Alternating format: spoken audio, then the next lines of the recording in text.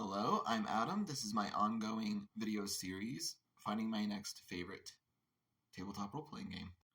I'm reading and diving into different tabletop role-playing game rules to try to find the system that I want to be my next favorite one, my default. Today is a bit of an odd one. It's called Nimble 5e. This was on Kickstarter just a couple of months ago. And the reason why it's called 5e is because it's a variation of, or it purports to be a variation of the 5th edition of Dungeons and Dragons. But I kind of think it works as its own game because it changes a lot of the underlying rules that you come to associate with Dungeons and Dragons 5e gaming. For example, there's no more rolling to hit. You just roll your damage dice. This is a thing I'm seeing more and more where people are like, why do we have two separate rolls? One to just see if you hit and one to see how hard or how much you hit. And then critical hits are exploding. So if you roll the highest number on a die, if it's a 1d4, that's just a 4, so a 1 in 4 chance, then you get to roll again.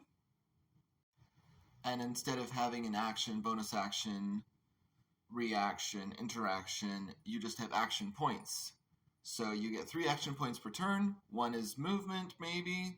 1 is an attack, maybe. And maybe the third is another movement. Or you can switch it up.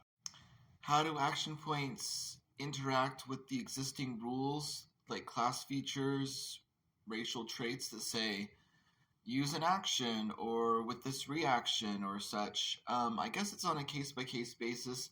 There are some guidelines, like, for example, extra attack, which is a fighter feature, and in addition to a few other martial classes getting that, then you just use 1 action point to attack twice. And if you use a reaction, that just means fewer action points when it comes to your turn, which I guess is fair. One interesting thing is that you can use your reaction to dodge or block, which just means you reduce the damage that you took by your armor class modifier. Mobility is kind of rewarded because you can do an opportunity attack, but with disadvantage on the attack. So, no necessarily locking in a place and then just slugging it out, going back and forth, swinging your sword, they swing their sword until one of you dies. Instead of falling unconscious when you have 0 hit points, you get the dying condition, which means you only get 1 action point per round. You have to, every time you do something besides move, you have to roll a strength save, and then you can get exhaustion if you fail. But you keep going, right? Your turn isn't over just because you are on the ground, and there's no more death savings. And exhaustion has been simplified as just a cumulative -1 on the d20 on any d20 roll you do. So if you have exhaustion 4, then you just subtract 4 from anything you roll on the d20. And you die if you have no more exhaustion levels left. I think when you get to your 6th level of exhaustion, you're dead. Monsters, villains, anything run by the DM, they don't use their 2-hit modifier. They just use that as the damage modifier instead. So +4 to hit, 1d6 plus 2 damage becomes 1d6 plus 4 damage. Now, this product isn't out yet, so take everything I've said with a grain of salt. Things might change as time passes, and the Kickstarter is actually fulfilled. But that's the game Nimble 5e in a nutshell. And I call it its own game system, and I'll tell you why. I think that this could have easily stood on its own 2 feet as its own game system. There are games I've already reviewed on this video series, and I've only done a dozen or so at this point, that are closer to D&D 5th edition than this is. This is purporting to be a D&D hack, and I don't use that term pejoratively. I got in trouble on social media the other day because I called something a hack. What I mean by a hack is that they've simplified, streamlined, made living in that game system easier for DMs, GMs, and player characters. So it's sort of an improvement upon an existing game system, but doesn't go so far as to make another game. I don't think this is a hack. Not that there's anything wrong with a hack. I think this is its own thing. it's using the scaffolding that exists of D&D 5th edition, but it's only using the scaffolding. The foundation they've completely torn out and replaced. There are games I've looked at that are closer to D&D 5th edition, standalone games that purport not to be D&D 5th edition at all, that are closer to D&D 5th edition than this is, because so many things have changed. But would I use this as my default game system, as my next favorite TTRPG?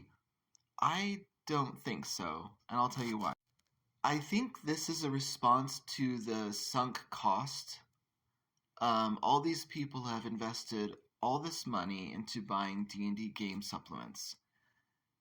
And you have adventures, you have subclasses and species and all these things that have sort of accumulated over your time the last 10 years with D&D 5th edition.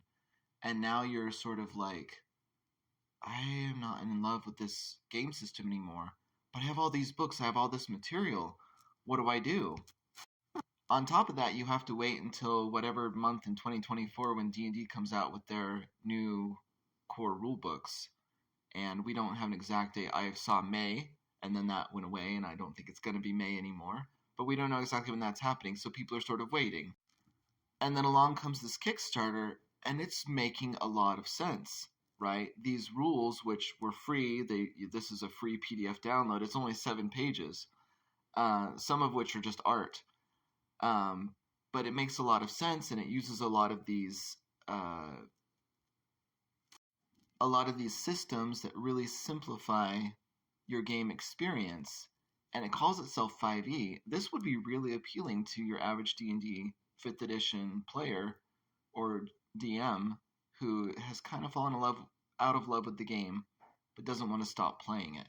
Does that make sense? They could have totally sold this as its own thing, but they didn't, and I think because of that they attracted a lot of people to their Kickstarter that they might not have otherwise. But because of that, it feels to me personally as a half measure, right? And I think that I, as a DM, would constantly be forced to alter rules that exist in D&D 5th edition that haven't been fully addressed in Nimble because they are not looking to make an entire new game, even though they could.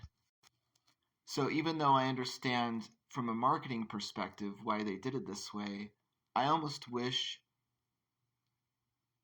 from my perspective, my own personal perspective, that they had gone the full measure and like completely made a game using the systems, the rules that they've written here as the foundation, and then building everything on top of that, which would have been a ton more work for them, right? And it might not have appealed to the same audience, so you don't get as much funding. But for me, that would be a lot better. So that's my take on Nimble. I don't have any issues with it generally. I think it's really great. But the way it's presented has made it sort of unusable for me. If they ever want to go back and convert all D&D 5e material that might have some friction with these redesigned systems, then that would be great. But until they do, I don't think Nimble's for me. I would have to do a lot of work. So I continue to look for my next favorite TTRPG.